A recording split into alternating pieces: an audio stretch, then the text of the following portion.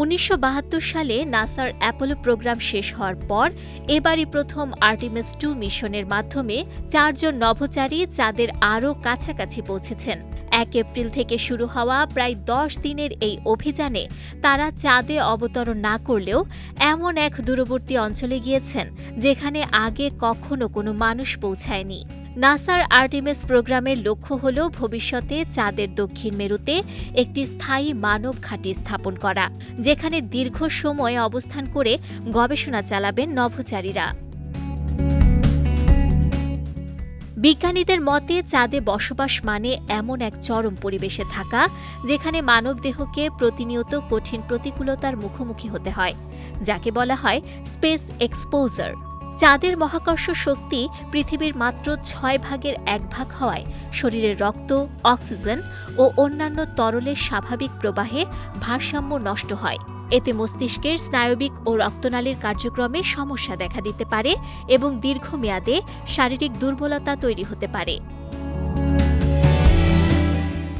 চাঁদে পৃথিবীর মতো শক্তিশালী চৌম্বক ক্ষেত্র না থাকায় মহাজাগতিক বিকিরণ সরাসরি শরীরে প্রভাব ফেলে। এই বিকিরণ ডিএনএ ক্ষতিগ্রস্ত করে ক্যান্সার ও হৃদরোগের ঝুঁকি বাড়াতে পারে। পাশাপাশি চাঁদের সূক্ষ্ম ধূলিকণা ফুসফুসে প্রবেশ করে শ্বাসতন্ত্রের ক্ষতি করতে পারে। দীর্ঘ সময় পৃথিবী থেকে বিচ্ছিন্ন অবস্থায় থাকলে মানসিক চাপ, উদ্বেগ ও নিঃসঙ্গতাও বাড়ে, যা মানসিক স্বাস্থ্যের উপর নেতিবাচক প্রভাব ফেলে। তবে এসব ঝুঁকি মোকাবেলায় বিজ্ঞানীরা নানা প্রযুক্তি উন্নয়ন করছেন। আন্তর্জাতিক মহাকাশ স্টেশনের অভিজ্ঞতা কাজে লাগিয়ে নভোচারীদের জন্য বিশেষ ব্যায়াম যন্ত্র তৈরি করা হচ্ছে, যাতে পেশি ও হাড়ের ক্ষয় রোধ করা যায়।